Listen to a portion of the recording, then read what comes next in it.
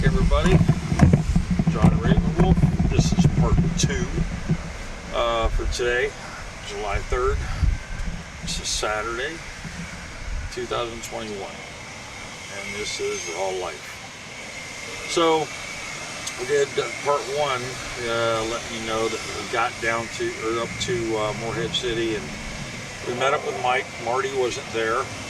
He had to move his boat, so we didn't get to see him and fish with him and things like that today. But basically, in a nutshell, I decided not to do this because, as far as giving you content, only because I want you to go over, if you would, and check out Micheal J. Steen on YouTube. And J is actually spelt J-A-Y. That's his middle name. Mike and I had a pretty good day.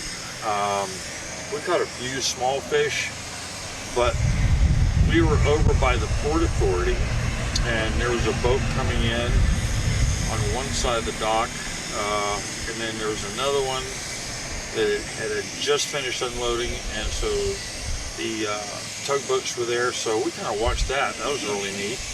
I'm hoping he'll have that in the footage. If not, he'll have it in the footage on an upcoming video within probably 3 weeks or so. But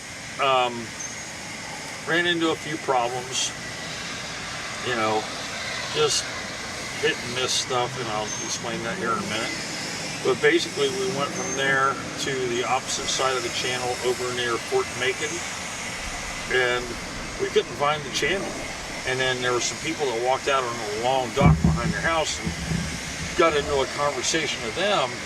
And according to my Garmin Striker, I was in like 1.5 foot of water. And I'm like, wow, and there's nothing here. There's no structure, no fish, and all this. Now, we couldn't be out closer to the channel because the water was only about 7 feet deep, but that wasn't the problem. The weather was awesome. We had a great weather day. Wind topped out at maybe 9, if maybe 10 miles an hour. That wasn't a big deal.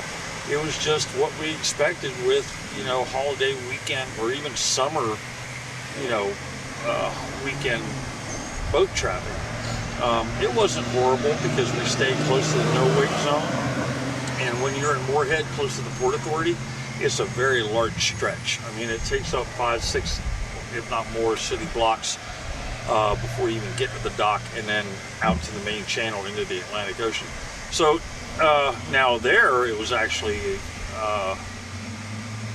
upwards of 38 and 40 feet is what it bounced around at. But again, it was, you know, you want to get close to those ledges, right, where it drops off, because we were at like 7 feet, then it went to like 17, and, you know, because that was the ICW channel itself up until you got to that point where these large ships are coming in. So with the traffic and the waves and everything else, and it made it a little bit rough. And, so we hit the other area, like I said, over near Fort Macon, on the inside, not the Atlantic Ocean side, because that's Atlantic Beach. Sometimes it can get a little confusing. It wasn't horrible at all. It's just there wasn't any fish there.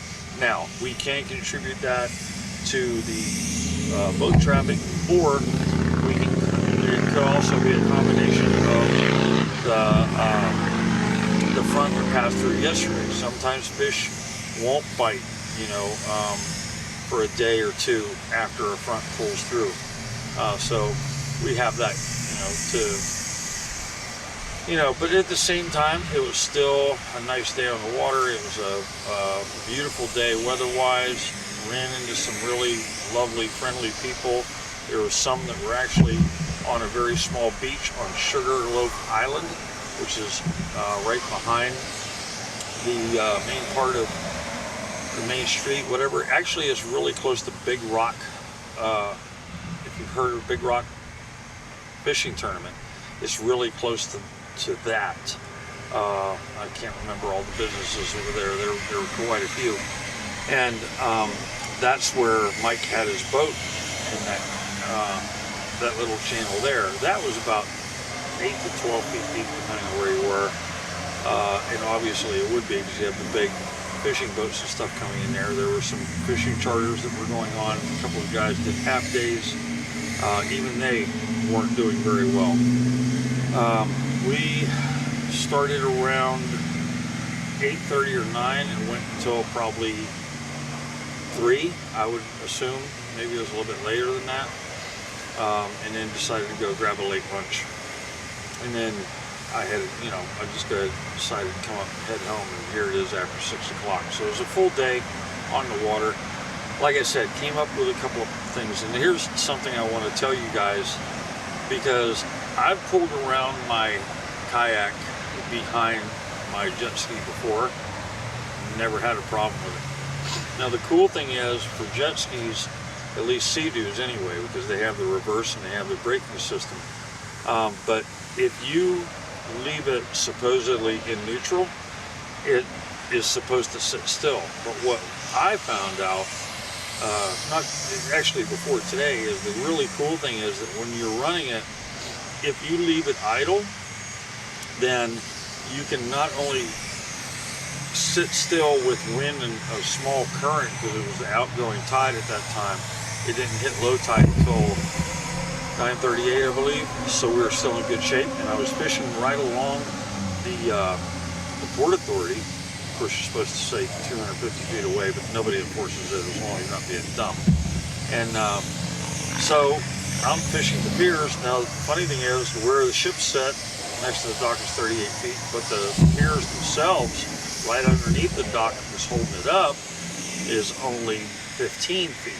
So it was perfect. And we had gotten information that there were, like drum and sheephead and things like that over there. So I was kind of, we were both excited. We did catch some fish, nothing to speak of, nothing like those fish. They were like either whitings or mullet or grunts, or but the thing about it wasn't a dead day.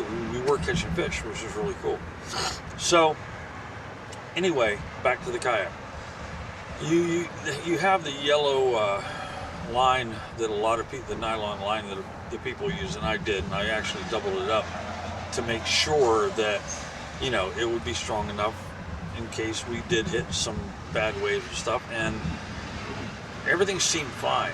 And then I got into a situation where some of the bigger boats were going through, and then the current started to pick up. The wind pretty much stayed the same, but I got into a situation where I had to turn around. I didn't know it, but that line was directly underneath the intake for the jet ski. And when it was idling, and so everything was fine, but as soon as I hit the gas, and I didn't hit it very hard, it sucked it right up into the impeller. So then we had to, I had to, Mike was nice enough to help, and you might be able to see part of this on his channel from the live that he did today, that just had to cut it out of there. Now there's going to be further repairs and stuff, but I ran the rest of the day with it. It's fine. There was a slight vibration. I know that I'm going to have to tear it apart. It is what it is. It's a lesson learned, and like I said, it was still a good day on the water. But another thing, because of that, getting too close and not having a navigation, because I don't have an anchor line that goes down 38 feet, right? So I had to use something like that, and obviously I don't have a trolling motor.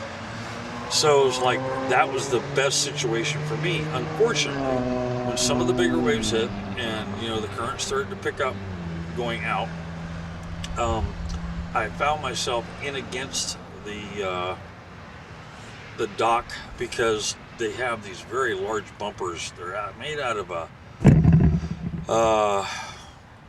I guess you would call it, or it's like a rubber hose, but it's like 8 to 10 inches thick, the walls of the hose, and they put chain cables and everything else through it, so when these ships come in and they go up against it, it's it protects the dock and the ship.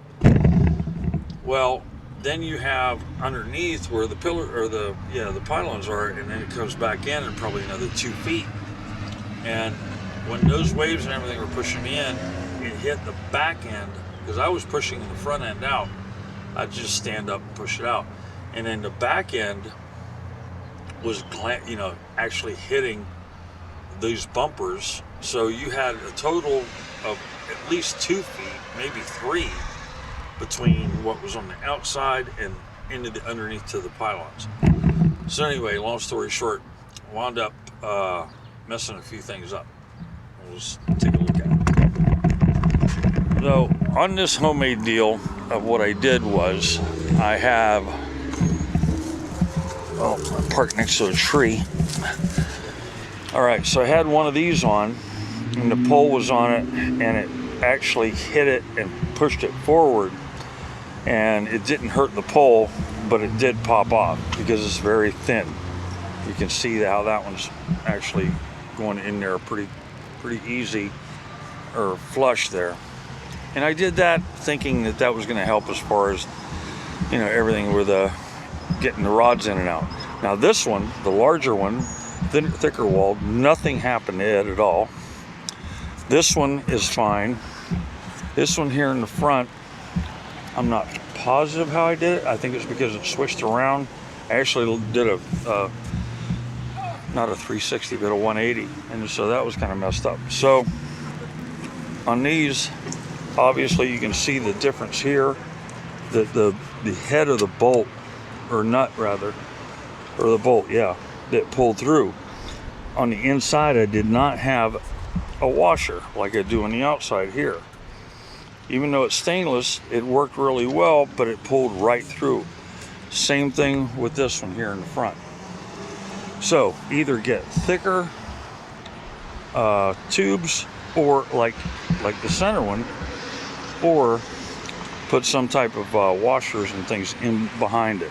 Now, as far as the rack itself, you know, look, I mean, it never freaking moved. It did an awesome job. Now you're wondering, okay, because it's handmade, all I did was take a strap and put down here, and there's another one on the other side, and ran it back, and then on the front there's a third link to where you would normally hook up to go, you know, pull somebody for tubing or whatever else. And so this is adjustable, and it makes it really easy for that.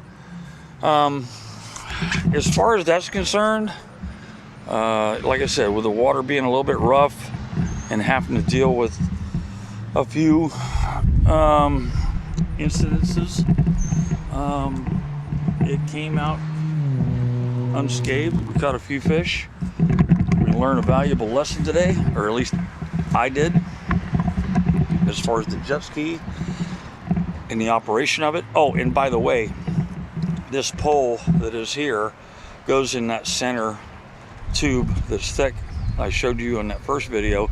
I did use it as an anchor today in about 3 feet of water, and it worked great. If you look close enough, you can see the scratches on it right there. So it did scratch a little bit, but you know what, I'm not going to worry about that. And it seemed to turn out to be a productive day. Got to do some TLC to her before I take her back out. And I'm sorry I didn't give you content here on my channel, but like I said, Micheal J. Steen on YouTube. He is on his journey of the Great Loop, which leads him up the East Coast into the Great Lakes and down back into the Gulf of Mexico. He figures it's going to take him about this year and 2 more years to do it, because he's not going to move in the winter and wind up back in Tampa, which is where he had the boat moored before. So anyway, yep, I guess that's about it. You guys have a great day and a wonderful, wonderful 4th of July. Stay safe. Keep off your appendages. God bless you all. And we'll see you next time. So y'all just keep straight up there. Thanks. Bye-bye.